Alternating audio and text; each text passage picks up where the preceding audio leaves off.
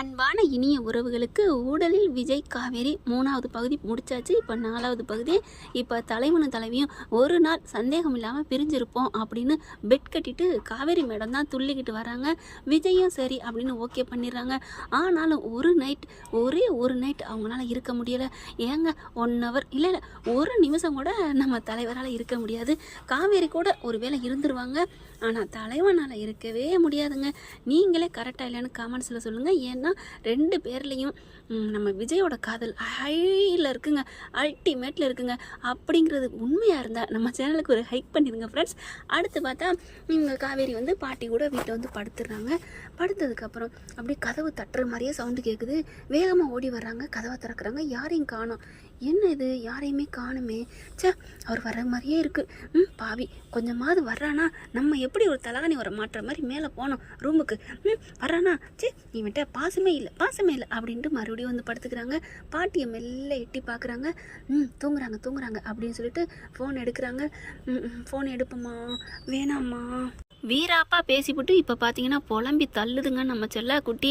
அப்படியே தவிக்குது, அப்படியே அருகாமல் தேடுது தலைவனோட அருகாமல். அடுத்து என்ன பண்ணுறாங்க, மறுபடியும் போமா சே மறுபடியும் போனாலும் இருன்னு தான் சொல்லுவார்.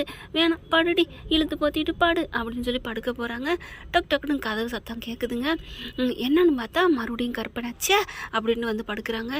இங்கே யார் தட்டுனது அப்படின்னு பார்த்தா வேற யாரும் இல்லைங்க. கடைசியாக சத்தம் போட்டது வந்து நம்ம தலைவர் தான். அவரும் படுத்து பார்க்குறாரு, உருண்டு பார்க்குறாரு. இனிமே அவன் நம்மக்கிட்ட வரமாட்டா, நம்மளே வேற வழியே இல்லை, போய் பார்த்துருவோம், நம்ம தலைவி பொண்டாட்டியை விட்டுட்டு நம்மளால இருக்க முடியாது அப்படின்னு சொல்லிட்டு இறங்கி வராங்க. இறங்கி வந்து நிற்கிறாரு, அங்கிட்டு வாராரு. எப்படி கதவை தட்டுறது, எப்படி திறக்கிறது, சே ஐயோ காவேரி என்னடி இப்படி புலம்ப விட்டுட்டியடி அப்படின்னு சொல்லிட்டு கதவை தட்ட போகிறாருங்க. கதவையும் தட்டிடுறாருங்க. தட்டினதுக்கப்புறம் மனசு கேட்கல, ஐயோ நம்மளை ரொம்ப 1.5 மலத்துக்கு கலாய்ப்பாளே, வேணாம் விஜய், உனக்கு வீராப்பு வேணும்டா, உனக்கு வந்து வேணாம், நம்ம எங்கே போகிறா காவேரி, ஐயோ சீக்கிரம் ஓடிரு விடு ஜூட் அப்படின்னு சொல்லிட்டு ஓடிடுறாருங்க. பார்த்தா இங்கே காவேரி வெளியில் வந்து பார்க்குறாங்க, யாரையும் காணும். சே இந்த மனுஷன் வந்திருப்பாருன்னு எவ்வளோ ஆசையாக வந்தேன், இதுவும் கற்பனையா இல்லையே, நல்ல பலமாக சத்தம் கேடுச்சே அப்படின்னு சொல்லிட்டு மனசுக்குள்ளே நினச்சிட்டு போய் படுக்கிறாங்க. அப்படியே புள்ள ஏமாந்து போகுதுங்க. அப்படியே ஏங்கி போயிருக்கல. மறுபடியும் காவேரின்னு குரல் கேட்குது, தட்டுற சத்தம் கேட்குது. பாட்டி மாத்திரை போட்டதுனால நல்லா தூங்கிட்டு இருக்காங்க. காவேரி படான்னு எந்திரிக்கிறாங்க. ஏதோ காவேரின்னு குரல் கேட்குது அப்படின்னு வேகமாக வர்றாங்க. ஆனால் தாத்தா குரல் மாதிரி இருக்கே அப்படின்னு சொல்லிட்டு கதவை திறக்கிறாங்க. தாத்தா நிற்கிறாரு. தாத்தா நீங்களா அப்படின்னு கேட்க, ஏன் வேற யாராவது நினச்சியா, எதிர்பார்த்தியா அப்படின்னு கேட்க, இல்லை தாத்தா அது வந்து தாத்தா சரி இங்கே வா கொஞ்சம் அப்படின்னு சொல்லிட்டு கூட்டிக்கிட்டு அங்கிட்டு போகிறாங்க. கதவை சாத்திட்டு மெல்ல வராங்க. தாத்தா என்ன தாத்தா இந்நேரத்தில் அப்படின்னு கேட்க, ஏம்மா நான் வரக்கூடாதா அப்படின்னு கேட்க, உடனே தாத்தா பார்த்து, தாத்தா உங்கள் பொண்டாட்டி நீங்கள் எந்நேரம் வேணாலும் வந்து பார்க்கலாம், இல்லை நான் பாதுகாப்பாக இருக்கேன், அப்படி இருந்து வந்திருக்கீங்களே அதான் இருமா அப்படின்னு சொல்லிட்டு, என்னம்மா உனக்கும் புருஷனுக்கும் ஏதாவது சண்டையா, தாத்தா வாயை கழுவுங்க தாத்தா அப்படின்னு கத்துறாங்க. பரவாயில்ல, சண்டைன்னு சொல்கிறத கூட உன் வாய் சமாதானமாக ஏற்றுக்க மாட்டேங்குது. ஓகே சந்தோஷம்தான், ஆனாலும் மறுபடியும் கேட்குறேன்னு நினைக்காத, உங்களுக்குள்ளே ஏதாவது பிரச்சனையா தாத்தா அப்படிங்கிறாங்க. ஐயோ நான் எப்படி தான் கேட்குறது, ஏதாவது மன வருத்தமா தாத்தா அப்படிங்கிறாங்க. ஐயோ என்னம்மா காவேரி எது கேட்டாலும் பிரேக் போடுற டக்குன்னு, அப்போ நான் எப்படி கேட்குறது, தாத்தா என்ன சொல்ல வர்றீங்க சொல்லுங்கள், நேரடியாக சொல்லுங்கள் அப்படிங்கிறாங்க. இல்லைம்மா உங்கள் 2 பேருக்குள்ள ஏதாவது ஊடலா அப்படின்னு தாங்க கேட்குறாரு. தாத்தா சொல்லி முடித்தோடனே அப்படியே வெக்கப்படுறாங்க காவேரி. தாத்தா அது வந்து தாத்தா நினச்சேன் ஏதோ ஒன்று உங்களுக்குள்ள ஓடிக்கிட்டு இருக்கு ட்ராக்குன்னு அப்படின்னு சொன்ன கையோட, ஏன் தாத்தா என்ன நினச்சிங்க, இல்லை அது வந்து அப்படிங்கிறாரு. சொல்லுங்கள் தாத்தா எங்களுக்குள்ள ஊடல்னு உங்களுக்கு எப்படி தாத்தா தெரிஞ்சிச்சு, சொல்லுங்கள் தாத்தா சொல்லுங்கள் அப்படிங்கிறாங்க. இல்லைம்மா கொஞ்ச நேரத்துக்கு முன்னாடி கதவு தட்டின சத்தம் கேட்டுச்சா உனக்கு, ஆமாம் தாத்தா எப்படி தாத்தா உங்களுக்கு தெரியும் அப்படின்னு கேட்க, இல்லைம்மா நான் பார்த்தேன், யதார்த்தமாக வந்தேன், பார்த்தா விஜய் வந்து நின்றுக்கிட்டு இருந்தான், கதவை தட்டிக்கிட்டு இருக்கான். ஐயோ அப்போ தட்டுனது அவர் தானா அப்படின்னு காவேரி கேட்குறாங்க. ஆமாம்மா, அடுத்து பார்த்தா நான் கிட்டக்க வரங்காட்டிலையும் குடுன்னு ஓடுறான், ஏன் ஓடுறான்னு தெரியல, கதவை தட்டுறான் போகிறான், அதுலேயும் அதுக்கு முன்னாடியே ஓயாமல் கை கையை கொண்டாந்தான் போகிறான் வாரான் குடுக்கு நெடுக்குமா, என்னம்மா உங்களுக்குள்ள பிரச்சனையா அப்படின்னு கேட்க, தாத்தா நான் தான் சொன்னேன்ல பிரச்சனைலாம் இல்லைன்னு. சரி சரி விடுமா, நான் தெரியாமல் கேட்டுவிட்டேன், உங்களுக்குள்ள ஏதாவது ஊடலா அப்படிங்கிறாங்க.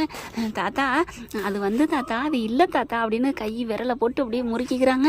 சரி சரி விடு, நான் தாத்தா தான் உன் விஜய் இல்லை, நல்லா சொல்லு அப்படிங்கிறாங்க. இல்லை தாத்தா சண்டையும் இல்லை சச்சரமும் இல்லை, நாங்கள் வர்ற வழியில் ஒரு சோசியக்காரை பார்த்தோமா, அவர் தான் சொன்னார், அவரது நம்ம அவர் இருக்கார் இல்லையா, விஜய் இருக்கார் இல்லையா, அவங்கள சுற்றி பெண்கள்லாம் நிறையா இருக்குமா, பொண்களோடது நிறையா இருக்குமா. ஓ அப்படி சொன்னோன்னே நீ நம்பிட்டியா? நம்பலை, ஆனாலும் கொஞ்சம் ஒரு மாதிரியாக பார்த்தேன். அவர் கோச்சிக்கிட்டாரு. ஒரு நாள் என்னை விட்டு சந்தேகப்படாமல் உன்னால் இருக்க முடியுமான்னு கேட்டார். நான் இருந்து காமிக்கிறேன், உன்னை நான் சந்தேகம்லாம் படலடான்னு நான் இவ்வளோ சொன்னேன், கேட்க மாட்டேன்டாரு. அதனால தான் ஒரு நாள் விட்டு பிரிஞ்சிருக்கிறேன்னு இருக்கிறேன் தாத்தா அப்படிங்கிறாங்க. சந்தேகமே இருக்காமல் வராமல் நான் இருக்கிறேன்னு சொல்லி சவால் விட்டுட்டு கடைசியில் சந்தோஷத்தை தேடி 2 பேரும் அலையிறீங்க அப்படித்தானே அப்படின்னு கேட்க, இல்லை தாத்தா எனக்கு இது கூட நல்லா தான் இருக்குது, நானும் என்னை தேடி அவர் வருவார்னு தான் நினச்சிட்டு இருந்தேன். அவன் வந்தா வந்து ஒரு அன்பை நிரூபிக்கலையம்மா தாத்தா, யார் சொன்னா? முதல்ல நான் தான் போனேன். என்னமா சொல்றேன்? ஆமா போனேன், ஆனால் ரொம்ப என்ன ஓட்டிட்டு தெரியுமா அப்படின்னு கேட்க, என்ன சொல்றேன்? ஆமா சலிக்காம வருது அப்படின்னு போனேன். அவர் கிளம்ப கிளம்ப அப்படிங்கிற என்னம்மா நீங்க என்ன சின்ன பிள்ளை மாதிரியே விளையாடுறீங்களே, எவ்வளவு கேஞ்சி பாக்குறாங்க. இப்ப பாத்தீங்கன்னா பணம் பாதாள வரைக்கும் பாயும் அப்படின்னு நினைச்சுக்கிட்டு நம்ம ஸ்னேகா அப்பா என்ன பண்றாரு, போயிட்டு சிவா கிட்ட சிந்து கிட்ட எல்லாத்துட்டையும் கெஞ்சுறாங்க. நான் வந்து கேஸ கூட வாபஸ் வாங்கிடுறேன், அதாவது சிந்து கேட்கறதுனால வாபஸ் வாங்கிடுங்கிறாங்க. முடியவே முடியாது, எனக்கு சிந்து தான் ரொம்ப முக்கியம். அடடா சிவா இந்த அளவுக்கு இருந்து எப்ப சிந்து உங்க மனசுல வந்தாங்க? என்னடா என்னால நீ ஃப்ரெண்டா தேர்ந்தீங்களா, உன்னை நான் துரோகத்தை மறக்க மாட்டேன் அப்படி இப்படின்னு சொல்லிட்டு யாருக்கு தெரியும். இப்ப பாத்தீங்கன்னா என் பேரன் தான் எனக்கு ரொம்ப தேங்க்ஸ் தாத்தா அப்படிங்கிறாங்க. கேஸ வாபஸ் வாங்க முடியாதுன்னு சொல்லிடுறாங்க. வீட்டுல நம்ம அண்ணன் சொல்றாங்க, நீ வாபஸ் வாங்கிடுவேன்னு நான் நினைச்சேன், பார்க்க மாட்டேன். எப்ப சிவா முக்கியம் சொல்லி எனக்கு ரொம்ப சந்தோஷம் அப்படின்னு சொல்ற பெரியம்மா இங்க அவங்க அம்மா நீ நாளைக்கு கோடீஸ்வரி ஏண்டா நீ வீணா போற கை கொடுங்க கை என்ன சொல்றது, அவங்க அங்கில இருந்து பார்த்தா அப்படிதான் நான் வின் பண்ண போறேன். ஸ்னேகா வேண்டாம் படிச்சதா சொல்லிட்டு கோடி கோடியா தரேங்கறத அப்படிங்க கை கொடுக்கிறேன், உங்க வயித்துல போறதுக்கு நான் வெக்க மாட்டேங்கிறேன் அப்படி சொல்லி திட்டிப்புறாரு. உள்ளர போற மாடிக்கு போறாங்க, கோட்ல எல்லாரும் வராங்க, அப்படியே முறைக்கிறாங்க. அதிபதி இன்னும் அனுபவிக்க போறடா, நான் எப்படி என் மகளை வெளில கொண்டு வந்துருவேன், ஏன்னா இது பெரிய என்ன பிள்ளைங்களோ அவன் மனைவி உயிரோட தான் இருக்கா, அதனால கண்டிப்பா என் புள்ள வெளில வந்துருவான் வர வைப்பேன், அதுக்கப்புறம் என்னோட ஆட்டத்தை நீ பார்க்க போறடா அப்படின்ட்டு போறாங்க. சிந்து ஒரு மாதிரி வராங்க. எல்லாருமே பார்த்தா சிவா தாங்க அடிச்சு சொல்றாரு, இங்க பாரு சிந்து கேஸ வாபஸ் வாங்க கூடாது வாங்க கூடாதுன்னு ஸ்ட்ரிக்ட்டா சொல்லிடுறாங்க. சரி டாக்டர் அப்படிங்கிறாங்க. அடுத்து கோர்ட்டுக்குள்ள உள்ளார போயிடுறாங்க. வக்கீல் எல்லாம் வாதாடுறாங்க. அப்படி இப்படி சொல்லிட்டு ஸ்னேகா தரப்புல இருந்து பாத்தீங்கன்னா எங்க ஆள் வந்து அதாவது தள்ளி விடவே இல்லை என் தரப்பு அப்படின்னு சொல்றாங்க. ஆனா அவங்க தரப்புல வீடியோ ஆதாரம் எல்லாத்தையும் பக்காவா சொல்றாங்க. அடுத்து பார்த்தா சிந்து ஏறி சொல்றாங்க, உங்களுக்கு ஸ்னேகா தான் தள்ளி விட்டாங்கன்னு தெரியுமா, நீ எல்லாம் வீடியோ ஆதாரமா காமிச்சிருக்கீங்களே அப்படிங்கிறாங்க. அடுத்து சிந்து சிவா பாக்குறாங்க, எல்லாரையும் பாக்குறாங்க. சொல்லு சிந்து சொல்லு சொல்லு அப்படிங்கிறாங்க. அப்படியே பார்த்துட்டு என்ன பண்றாங்க, எல்லாரும் என்ன மன்னிக்கணும் எந்திரிக்கிறாங்க, என்ன விழுந்தது காதல உண்மைதான், அப்படியே சாஞ்சுக்கிட்டு உயிர் நல்லா அப்படியே ஆயிடுச்சு. அதனால அப்படின்னா என்ன அப்படிங்கிற மாதிரி பாக்குறாங்க. கோர்ட்ல எல்லாருமே நீதிபதி இல்லைங்க ஏதோ தெரியாம அன்னைக்கு நடந்து போச்சு, நான் தெரியாம தான் விழுந்திருக்கணும், அது ஏதோ ஸ்னேகா மேல சொல்லிட்டோம், அதனால இப்ப தப்புன்னு உணர்ந்துட்டேன், இந்த கேஸ நான் வாபஸ் வாங்குறேன் அப்படிங்கிறாங்க. வாபஸ் வாங்குறேன்னு சொல்றோன்னு ஸ்னேகா சந்தோஷம் தாங்கல பண்றாடா அப்படின்னு சொல்லிட்டு சிவா செம்ம காண்டாகிறாரு. ஒரு பேசுறாரு, ஏன்டி இப்படி சொன்ன அப்படிங்கிற மாதிரி பாக்குறாங்க. அப்புறம் கோர்ட் என்ன பண்ணும், என்னடா பண்ற அப்படின்னு சொல்லிட்டு அவங்களே கேஸ வாபஸ் வாங்குறாங்க. அதனால அவர் சைலண்ட்ல போட்டு விட்டுறாங்க, விடுதலை பண்ணிடுறாங்க. வெளியில வராங்க. என்ன சிவா இந்த பிள்ளைக்கு திமிரு தானங்க, போக முடியல பேசாம எப்படி வெளில வந்தேன் பாத்தியா அப்படி சொல்லிட்டு உனக்கு இருக்கடா தூங்கிட்டே அப்படின்னு சிந்து பாக்குறாங்க. அவங்க அப்பா பாக்குறாங்க, என்ன பாவி தூங்கிட்டேன்னு மெசேஜ் எப்ப ஒரு மனுஷன் போட முடியும். அப்ப பார்த்து சிவா ஏன் சிந்து இப்படி சொன்னா அப்படின்னு கத்திட்டாங்க. அந்த மெசேஜ் பாக்குறாரு, வந்து இல்லடி நான் தூங்கிட்டேன், அந்த 20 கோடி பணம் கேட்டிருக்கார்ல அத வாபஸ் வாங்குறேன்னு சொல்லிட்டார்ல, அதனால தான் நான் வாபஸ் வாங்குனேன் அப்படின்னு. இன்னும் வாபஸ் வாங்க நீ எப்படி நம்புற, அதெல்லாம் சொல்லாம நடந்து தூங்கிட்டேன் சொல்லிட்டு தூங்கிட்டா அப்புறம் எப்படி மெசேஜ் போட்டேன் தானே அப்படிங்கிட்டா உங்களுக்கு நீங்க மட்டும் தூங்கிட்டு வந்துட்டுப்பா நீ வாபஸ் வாங்காதப்பா அட்டிமே ஆக்கி காமிக்கணும்ப்பா அந்த சிவாவை அப்படிங்கறத நீங்க ஸ்னேகா இருக்கு தாண்டி டைப் பண்ண முடியும். ஆனா பதில் சொல்றது டோயிங்னு சத்தத்தை வச்சு பண்ண கூடாது நீங்க அப்படினா நீ முழிக்காம இருக்கதானே அதெல்லாம் ஒண்ணு இல்லையே. நான் அந்த கேஸ வாபஸ் வாங்கிட்டேன், கொரட்ட சத்தம் கூட கேக்குறீங்களா படுத்துன பாட்டுக்கு கொரட்ட சத்தம் கேக்குறாங்க, பழி வாங்க முடியும் முழிச்சிருக்கீங்களே கொரட்ட சத்தம் விடல சொல்லலாண்டி அப்படிங்கிறாங்க. மாமாவை எதிர்பார்த்துட்டு காத்திருக்கதானே. டாக்டரே ஒண்ணும் இல்ல டாக்டரே, நான் மறுபடியும் கேஸ் போடுவேன் அப்படிங்கிறாங்க. நீ மறுபடியும் போட்டீங்கன்னா நீ லூசுன்னு சொல்லுவாங்களே. எப்படி லூசுன்னு சொல்லுவாங்க? இப்ப பேசுறது எல்லாமே ஆதாரமா கொடுப்பனே, எப்படி தெரியும் அப்படின்னு சொன்னதையோட அப்படியா இதோ பாருங்க அப்படின்னு சொல்லிட்டு வீடியோ எடுத்து காமிக்கிறாங்க. இப்ப நான் கையில மொபைல் வச்சுட்டு அதெல்லாம் என்ன இருக்கல, நல்லா சும்மா ஆசைக்கு பாட்டு கேட்க உட்காந்துங்களா அப்படின்னு சொல்லிட்டு அப்படியே ப்ளே பண்ணி காமிக்கிறாங்க. அதுல பார்த்துக்கிட்டே இருக்கல. வாபஸ் நான் தான் சத்தம் கேட்கும் உன்னை தள்ளி விட்டேன் அப்படின்னு ரொம்ப பேசினாங்க. இல்லவே இல்ல, அதை மட்டும் சொல்லு. அதனால ஒண்ணும் பண்ண முடியல. என்ன மிஸ்டர் ஸ்னேகா அப்பா டாக்டர் என்ன தெரிய போறீங்க? இப்ப என்ன செய்ய போறீங்க? என்ன பட்டிக்காடு படிக்காத கேன சிரிக்க நினைச்சீங்களா? இப்ப மரியாதையா போயிட்டு கேஸ வாபஸ் வாங்கலே பண்றீங்களே அப்படிங்கிற போலீஸ் ஸ்டேஷனுக்கு மறுபடியும் போவேன். இல்ல நான் போக அவசியம் இல்ல. சஞ்சய் இருக்காரு, அவருக்கு நான் கால் பண்ணா அவளை தட்டி அள்ளிட்டு போயிடுவாரு.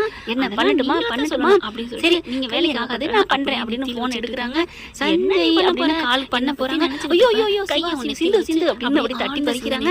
ப்ளீஸ்மா ப்ளீஸ்மா. ஆனா ஸ்னேகா இறங்கி வரவே இல்லைங்க. அவங்க அப்பா தான் ப்ளீஸ்மா அதெல்லாம் சொல்லாதமா, நான் இப்பவே வாபஸ் வாங்குறேமா அப்படின்னு சொல்லிட்டு அவங்க வக்கீலுக்கு கால் பண்றாங்க. இந்த மாதிரி சிவா பேர்ல கொடுத்த கேஸை நான் வாபஸ் வாங்குறேன் அப்படின்றாங்க. என்ன சார் செய்யா சொல்றது அப்படிங்கிறாங்க. சரின்னு சொல்லிடுறாங்க. போதுமாமா போதுமாமா அப்படிங்கிறாங்க. அந்த பயம் இருக்கணும் உங்களுக்கு. இதை நீ டெலிட் பண்ணிருமா? நீ எப்படி வாபஸ் வாங்க எனக்கு எப்படி தெரியும்? டெலிட் பண்ணதுக்கு அப்புறம் என் புருஷன் மேல எந்த தப்பு இல்ல அப்படின்னு தெரிஞ்சதுக்கு அப்புறம் நீங்க பப்ளிக்கா அப்படியே பத்திரிக்கையில நீங்க போட்டு எல்லாமே கொடுக்கணும். அதெல்லாம் ஒண்ணு வெளியில வந்துருச்சுன்னா என் புருஷன் மேல எந்த தப்பு இல்ல, சிவா மேல எந்த தப்பு இல்ல நீங்க அறிக்கை விடுங்க. அதுக்கப்புறம் நான் இதை டெலிட் பண்ணிடுவேன் ஓகேவா? ஆனா நான் சொன்ன மாதிரி இருப்பேன் ஓகேவா? உங்களை மாதிரி நான் மாத்த மாட்டேன், நான் தடம் புரள மாட்டேன். எப்படி வாட்டாக்டே அப்படிங்கிறாங்க. அப்படியே சிவா பாக்குறாரு. அப்படியே ஏன் சிந்து வாட்டாக்டே போயிட்டு போகுது என்ன பண்றது? நீ மட்டும் நீ நிம்மதியா இருக்கணும் டாக்டர் அப்படிங்கிறாங்க. அப்படியே அண்ணப்பொண்ணு வந்து சிந்து கட்டிக்கிறது. உண்மையிலே உன்னை நினைச்சா பெருமையா இருக்கு சிந்து அப்படிங்கிறாங்க. வைரவி ரொம்ப சந்தோஷப்படுறாங்க. சிந்து சிவா எல்லாருமே அவ்வளவு ஹாப்பியா இருக்காங்க. சிவாவை எல்லாரும் பாராட்டுறாங்க. நீ இவ்வளவு சிந்து மேல பாசம் வச்சிருப்பேன்னு நினைக்கவே இல்லை அப்படிங்கிறாங்க. ஓகே ஃப்ரெண்ட்ஸ் பார்க்கலாம். இப்பதான் போன இந்த பதிவு உங்களுக்கு பிடிச்சிருந்தா உங்க பொண்ணான கையில உள்ள போட்டு சப்ஸ்கிரைப் பண்ணிருங்க. Thank you friends.